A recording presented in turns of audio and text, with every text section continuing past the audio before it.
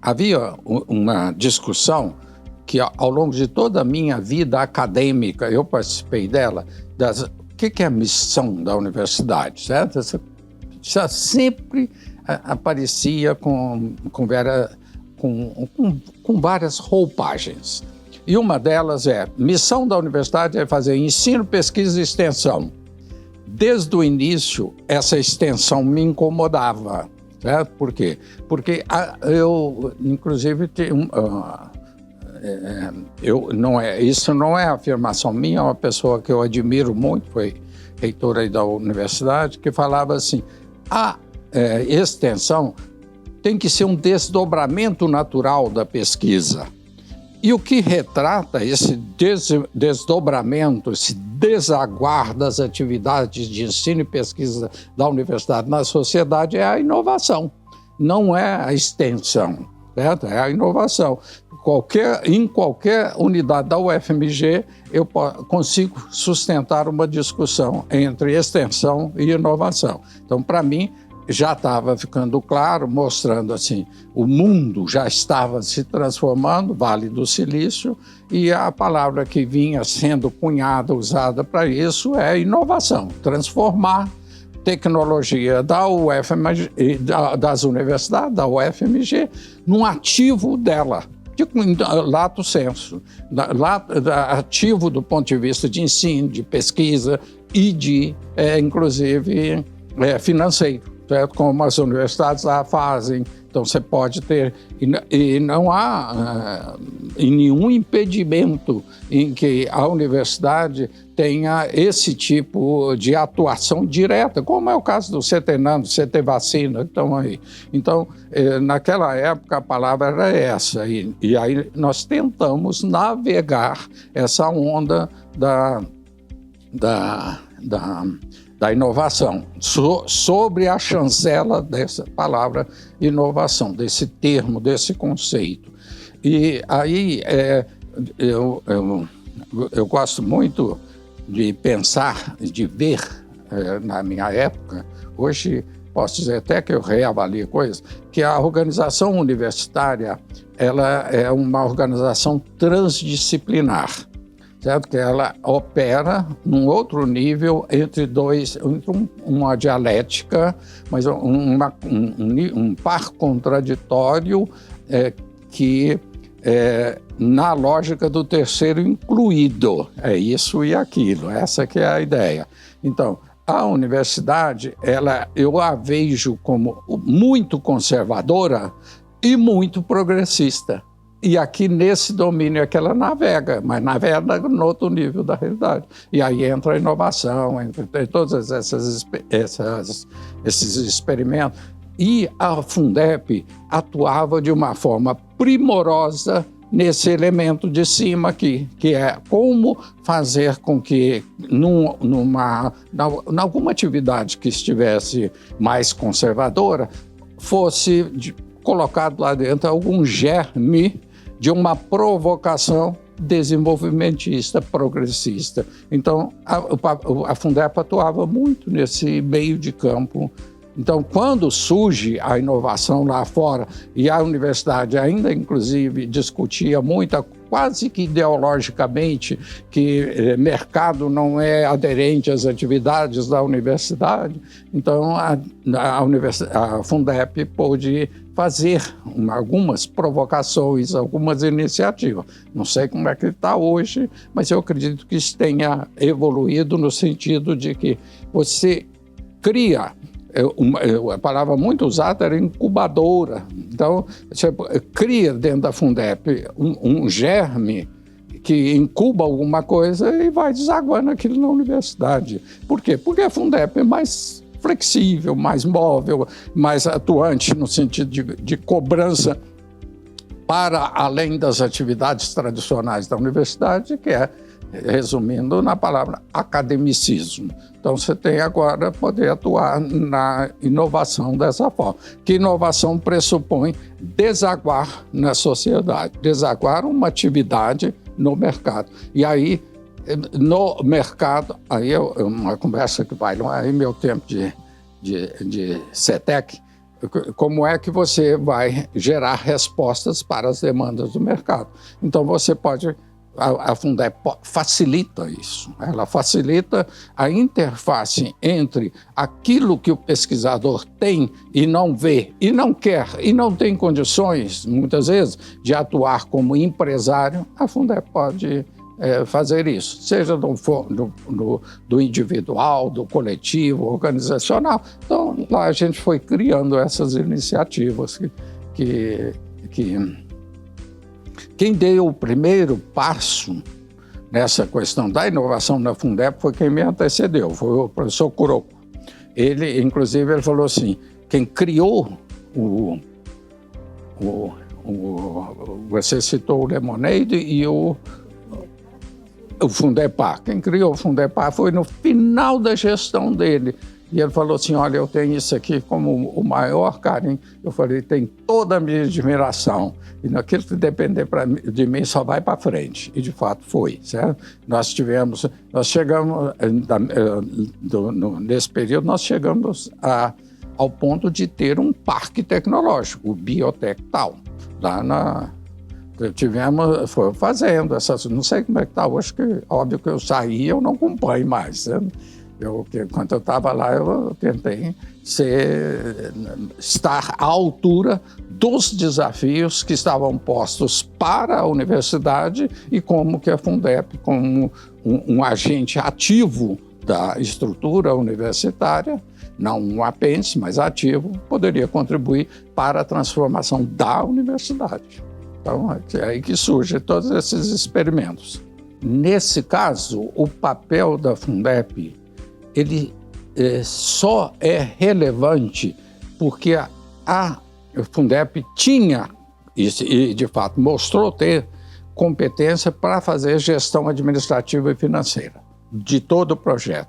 Ali não houve nada que eu diria assim, inovador por parte da Fundep. Não, havia uma demanda e as pessoas perceberam assim, mas se nós tentarmos fazer, porque isso está muito relacionado com o mercado, as mineradoras, está muito relacionado com aquilo que é a vocação do Estado de Minas e portanto, mercado estrito senso, na acepção mais plena. E aí, obviamente, que o diálogo de acadêmicos com o mercado precisa ser mediado em termos da gestão administrativa. Então, quem fez toda essa condução, a cabeça, como é que isso foi elaborado, foi a pró-reitoria. Foi a pró-reitoria que conduziu todo esse projeto. E a Fundep entrou simplesmente fazendo o que ela sabia de melhor, que é fazer gestão administrativa. E ele tem impacto dentro da Fundep. Veja, ele tem impacto social enorme, monstruoso, ele tem impacto acadêmico, que é os acadêmicos gerando respostas para a sociedade, para um problema de todo tamanho, mas ele impacta a Fundep, porque a Fundep começa também a fazer transformações internas para responder a esse tipo, que é uma oportunidade, um estudo de caso que aparece na Fundep para você aprimorar ainda mais algo que possa ser visto como um projeto de inovação, porque é isso que ele é. E como fazer essa gestão, como comprar, como entregar, como fazer prestação de contas, como isso. Então, a Fundep, ela sempre teve um sonho, que era fazer a gestão de um projeto do início ao fim, cobrir toda a cadeia, que a Fundep era organizada assim. Eu tenho o setor de prestação de conta, eu tenho o setor de analista de acompanhamento, eu tenho o setor de contabilidade, ela é uma organização muito complexa. Esse foi o primeiro projeto de grande porte, de grande envergadura, que tinha uma equipe para. Então, essa é uma inovação fantástica que eu vejo dentro da Fundep. Depois ela continua, acho, não sei. Quando eu estava lá, ela com certeza era. Hoje você pode verificar. O projeto Rota 2030, que depois virou Mover, seguiu esse modelo, que é você tem uma equipe dedicada. O projeto é tão grande, movimenta tanto recurso, que você pode fazer uma equipe dedicada à gestão daquele projeto. Essa é uma inovação fantástica dentro da Fundep, no seu modus operandi. Então, a Fundep ela, ao longo de toda a sua história, ela tem um dinamismo evolutivo, e a evolução aqui, para mim, é no sentido de algum indicador que meça a complexidade, não é meros indicadores numéricos, nós estamos fazendo gestão de tantos milhões ou de tantos bilhões, não. É de complexidade, fazer a gestão de um projeto Brumadinho é de enorme complexidade, certo? Porque a sociedade toda olhando, um órgão o judicial, nós dialogávamos cotidianamente com o juiz responsável por ali e com os acadêmicos. Então, você tem uma enorme complexidade.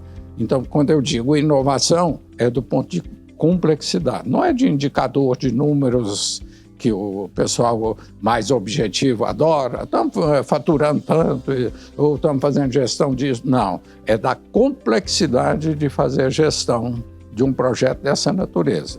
Quero crer que essa filosofia, se mantida, é o que existe hoje dentro do Rota 2030, que já mudou de nome, né? Tanto quanto eu saiba. O que não está evoluindo está morto. É só uma questão de tempo, vai fechar. Então, e a forma como uma organização muda, transforma, é quando ela está sob pressão. Certo? Então, quando aparece algo como a pandemia, que o Taleb chama de cisne negro, né? um evento de grande impacto, então, quando aparece isso, é que você tem as melhores oportunidades. Aí você tem oportunidade de fazer transformação que no estado normal, né? No novo normal, velho normal. Então, no estado normal, você não faz, porque o sistema está quieto, está vivendo, está gostosinho. Todo mundo gosta de um travesseiro de plumas. Então, e ali, obviamente, você vai. Mas quando você sofre um tipo de alguma tipo, assim, mais violento em termos de intensidade, não é de violência no sentido vulgar, de intensidade, é que você muda. E aí a pandemia foi um negócio assim, veja, não estou fazendo apologia à pandemia não, mas ela vai acontecer de novo, e se nós tivermos feito dessa que é a última, um processo de aprendizagem, nós minimizamos os prejuízos lá. É exatamente isso. Mas eu estou pensando agora na atuação imediata, naquele momento que ela aconteceu, como nós podemos fazer para minimizar o impacto da pandemia em tudo. Em especial, você começa de cima, em especial na sociedade, na universidade, na própria Fundep e nas pessoas que são da Fundep. E aí, ali, tivemos a oportunidade de fazer transformações que nós não faríamos no normal. Então, é um ambiente que você começa assim, uma situação que assim, que não precisava ser nenhum gênio para saber o regime de trabalho, o sistema de trabalho no mundo está num processo de ruptura profundo, trabalho remoto. Ali a gente pôde ensaiar como aprender a fazer trabalho remoto. Porque você pega uma organização daquele tamanho e fala assim, vai ter que ser tudo remoto. Olha que belo desafio. E agora hoje você vira e fala assim, e aí você foi basicamente para 100% trabalho remoto. E aí agora você vira e fala assim, mas trabalho remoto 100% não é bom. Agora você corrige, aí vai a inovação, você vai crescendo.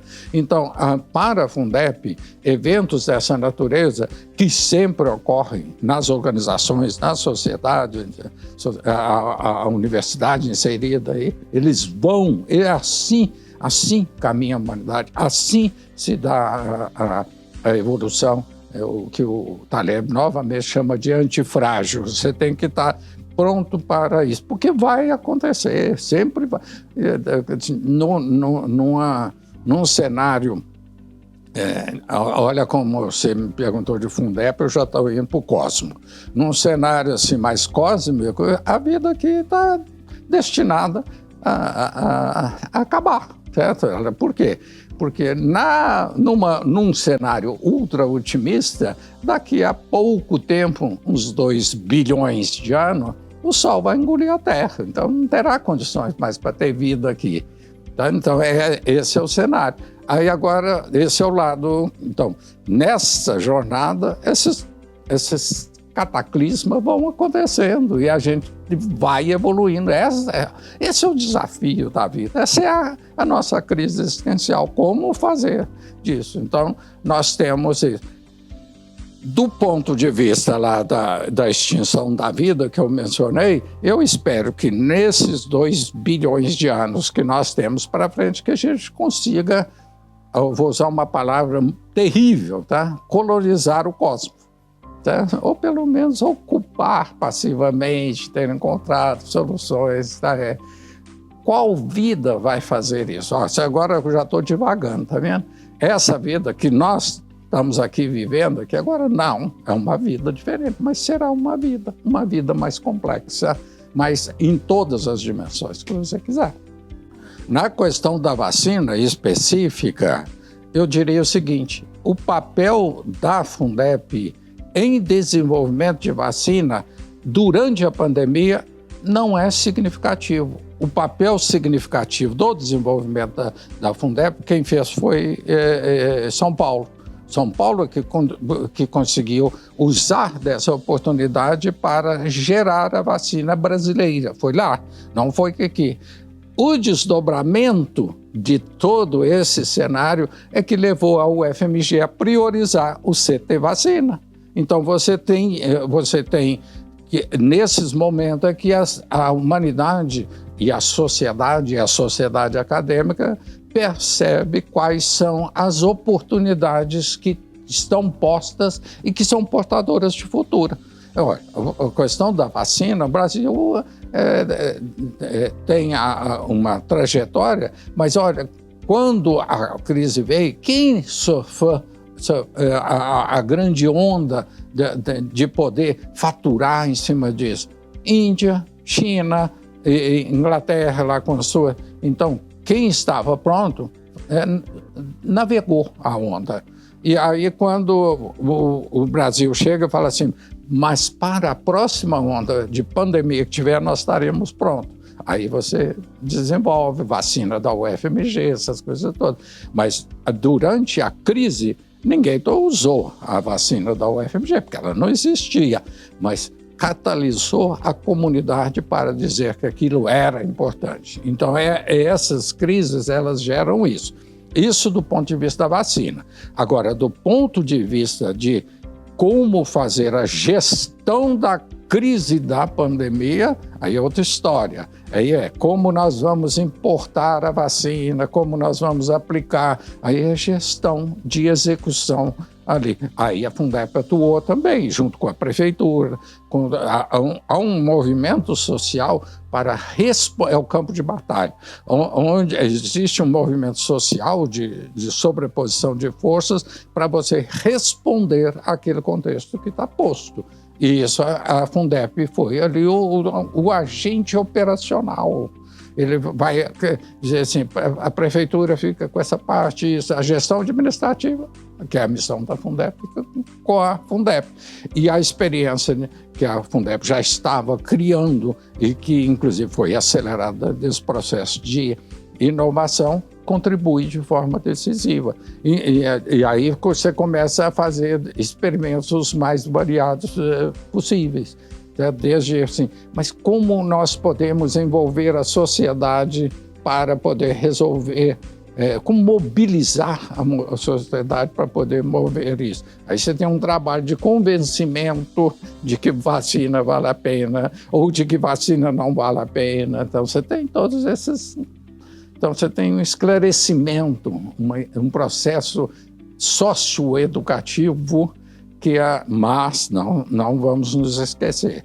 Isso é o papel da universidade. A UFMG é propiciar que a universidade faça isso. Uma cultura em que as questões de inovação fazem parte das atividades corriqueiras, isso é muito mais fácil. Aí eu falo assim, não, vamos fazer colabore aqui, vamos fazer um processo educacional aqui. Aí todo mundo está sensibilizado, mas isso não pode ser ativismo no sentido de vamos fazer. Isso é coisa que quanto mais incipiente a gente está na idade, a gente acredita que resolve as coisas, um pouco romântico, um pouco com truculência, as coisas todas. Mas a hora que você tem um problema desse, não é resolvido assim, ele é resolvido tecnicamente. Então você tem que ter como as pessoas vão poder conviver, como vacinar tantos milhões de pessoas, a população do Brasil, como fazer. São questões operacionais. Na pandemia, o Hospital das Clínicas já não estava mais com a Fundep, ok? Mas o hospital, ele é o típico da organização social que gera normas para lidar com esse problema. Se você quer resolver um problema de pandemia, você não vai perguntar, na primeira coisa, na linha de frente, para um engenheiro da construção civil.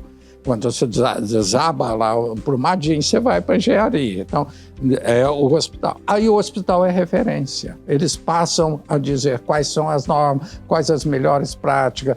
Esse é o lado acadêmico. O lado acadêmico é como o Risoleta interfaceou com os outros hospitais do Brasil, quais as referências, como a Alemanha está lidando com isso. Então, esse é o lado acadêmico que cabe, é a atribuição da universidade, e a atribuição da Fundep é dar a sustentação de que ela tinha a gestão, tem ainda a gestão de um hospital igual o Risoleta, para a disseminação de boas práticas. Essa disseminação, gestão do hospital e disseminação de boas práticas do corpo clínico do hospital é que é o papel da Fundep. O papel da Fundep é disseminar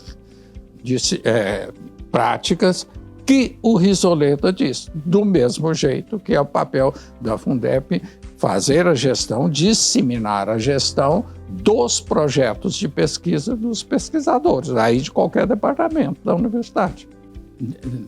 Órgão de auditoria que você está dizendo é o que eu chamaria de órgão de controle, estamos falando a mesma coisa, né? Os órgãos de controle, TCU, CGU, CGE, essas coisas todas.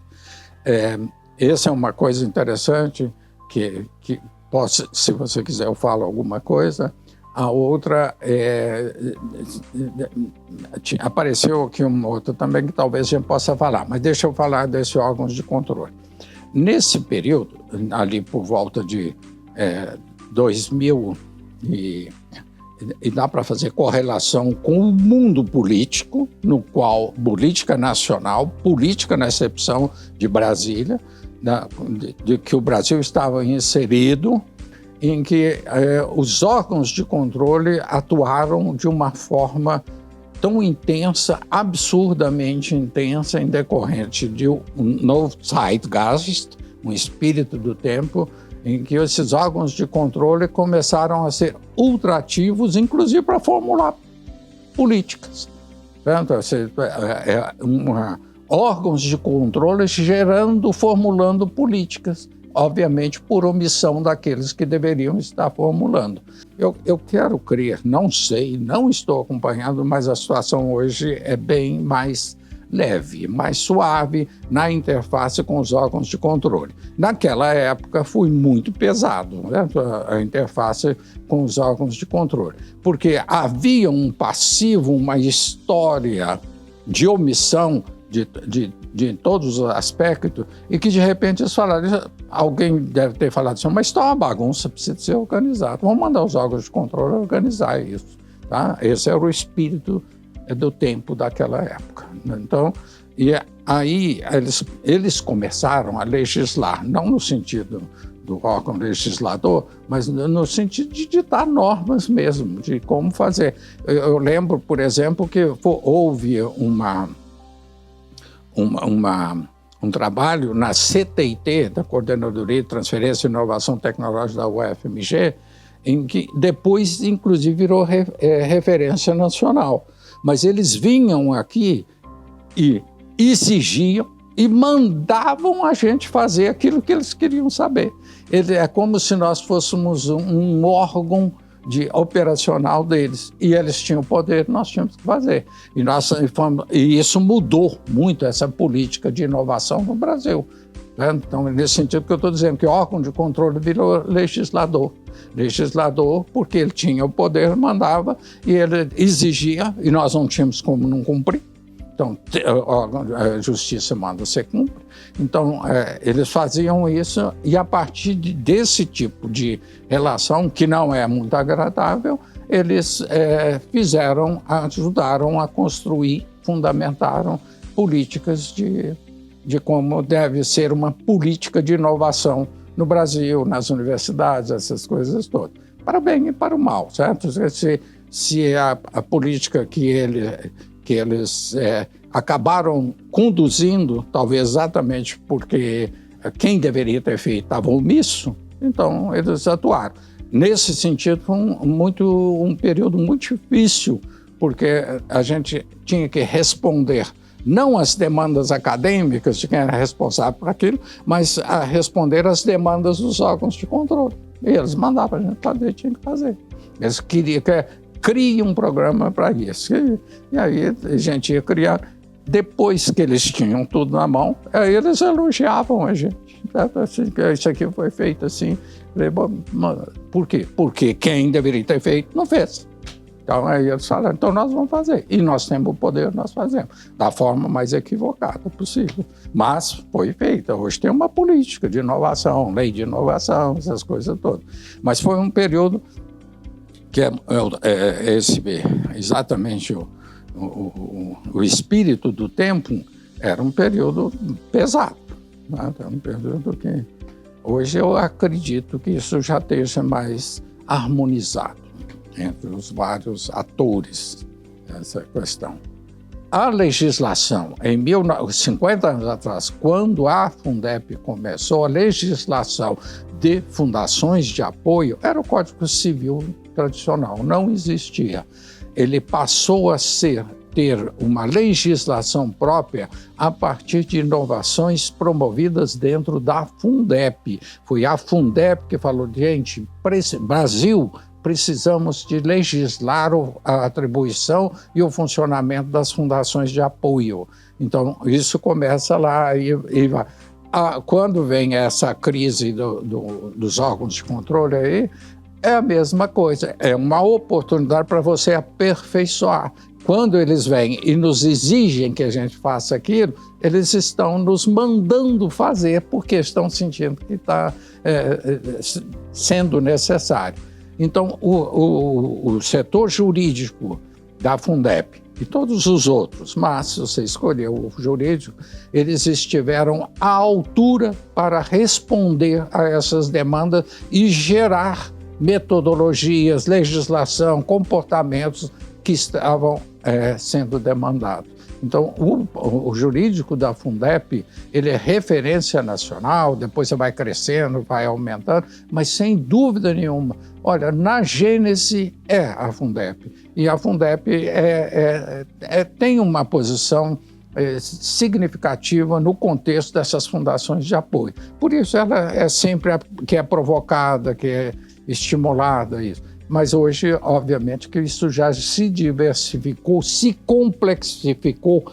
Esse aqui é o indicador de sucesso, o suficiente para... Agora eu não posso mais falar que somente o jurídico da Fundep contribuiu para... Não, todas as fundações, nessa época dos órgãos de controle, sofreram e todas contribuíram. Mas a Fundep também contribuiu, e nessa contribuição evoluiu. E aí você mencionou o Dr. Bruno Teatino, né? Ele é a referência, né? E ele tem uma cabeça com uma capacidade de transformação, que é isso que eu estou fazendo apologia o tempo inteiro, que é impressionante. Eu adoro o tal de Dr. Bruno Teatino, certo? Então, você tem toda a razão.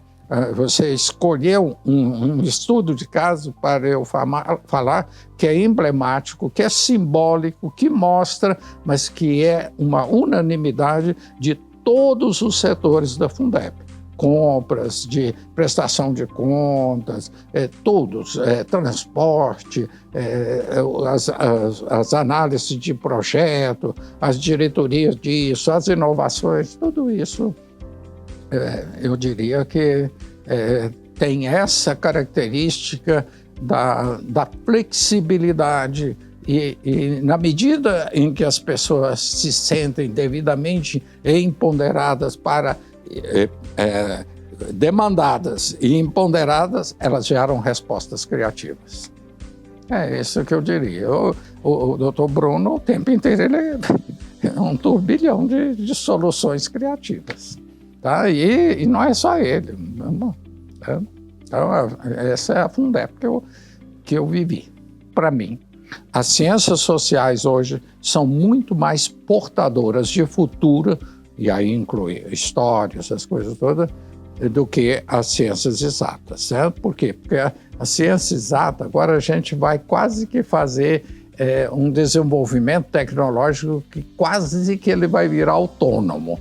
Agora, o que nós precisamos? Então, é aquela conversa de desenvolver, assim, qual que é o futuro da humanidade que queremos, certo? Se você não faz nada, aí nós vamos vale tudo, então nós podemos fazer as coisas que depois, no futuro, podem ser perigosas, né? Como fazer gestão de DNA, por exemplo, certo? A partir de hoje, só pode nascer seres humanos assim, assados. Aí, quem é que vai nos dizer isso? Então, é o pessoal de ciências exatas e biológicas, né? Eu dei o exemplo que eu dei foi de biológico, mas não pode. Isso aqui tem que ser uma coisa muito mais ampla. Esse, para mim, é o papel da ciência social. Você tem, no início do século XX, eu vou falar especificamente da minha área, mas vale socialmente, física e filosofia eram indistinguíveis. Aí houve uma disjunção, houve uma cisão, e hoje há uma dificuldade enorme de atuar nessa interface. Mas estão surgindo várias outras oportunidades aqui de construir. Por exemplo, a área de história é uma interface muito poderosa no sentido de definir como é que é a sociedade. Nós queremos lidar com as questões existenciais do ser humano e da humanidade. Do ponto de vista pessoal. Aí agora olhando para o meu próprio eu, certo? Eu diria que foi um período muito rico na minha vida de crescimento como ser humano. Então foi ali, porque eu vinha de uma trajetória quando eu estava integralmente fazendo pesquisa no meu laboratório, no departamento de física, 40 anos atrás, o meu mundo era muito restrito àquilo. Então, a universidade, de uma forma mais ampla, e gerir uma organização como a Fundeb te coloca no mundo. Então, você tem que lidar com problemas como esse que nós conversamos aqui. Vacina. Se essa crise da vacina tivesse sido em 1980, a minha forma de lidar com ele era totalmente... eu continuo tocando minhas pesquisas aqui e deixa quem de direito tem que vai resolver esses problemas. E, óbvio, o meu mundinho continua aquele. Eu entro e saio da pandemia com aquele. Então, eu entro e saio na Fundeb radicalmente transformado. Tá? Então, é aquela questão que eu disse no início, que o que não está em transformação está morto, é só uma questão de tempo para enterrar. Então, isso vale também como indivíduo. E aí eu me coloco que viver a Fundeb foi algo assim especial no meu final de carreira na universidade. Tanto que eu saí da universidade concomitantemente com a saída da Fundeb. Ali, assim, só pequenos ajustes de movimentação, mas eu saí junto de um de outro. Quando eu saí de um, eu saí do outro. Então, e aí eu entendo que o Alfredo que saiu da Fundep depois de 7 anos é muito maior do que aquele que entrou. Então, essa é a declaração que eu ainda gostaria de fazer com relação ao significado da Fundep. É assim que eu me vejo e você não me perguntou, mas eu vou fazer usar de uma liberdade aqui e dizer assim, tem algumas experiências na vida, pessoal, que são muito transformadoras. Quando eu era pesquisador, eu estava vivendo um estágio cultural da humanidade, que é o da modernidade, a ciência acima de tudo, físico, no laboratório, fazendo cristais, medindo cristais, essas coisas. Depois, eu descobri que existia algo para além da ciência no IAAT, Instituto de Estudos Avançados Transdisciplinar. Então, lá eu vivi essa faceta que eu chamo mais da pós-modernidade, da diversidade, todos esses aspectos da sociedade que estão muito escancaradas aí. E quando eu saí da Fundep, eu acho que eu já estava com um pé bem razoável dentro daquilo que hoje é conhecido como metamodernidade. Então, veja, modernidade, pós-modernidade e metamodernidade. Então, do ponto de vista de autotransformação, a Fundep representou isso na minha vida. Tá? Hoje, se alguém me perguntar se é moderno, eu falei, sou. Se é pós-moderno? Sou. Mas o que mais você é? Metamoderno. Né? Então, eu diria, isso aí que eu consigo me manter. Vocês disseram que eu estou razoavelmente conservado para a idade que eu informei. Eu diria que é exatamente por essa inquietação intelectual com relação a esses fundamentos, às crises existenciais. Então, minha declaração do ponto de vista pessoal, existencial, o que entrou na Fundep e o que saiu da Fundep são radicalmente diferentes. Tá? E eu diria exatamente nesse de ter evoluído em complexidade, em percepção, em emoções, em afetos, muda radicalmente viver uma experiência daquela, é um privilégio.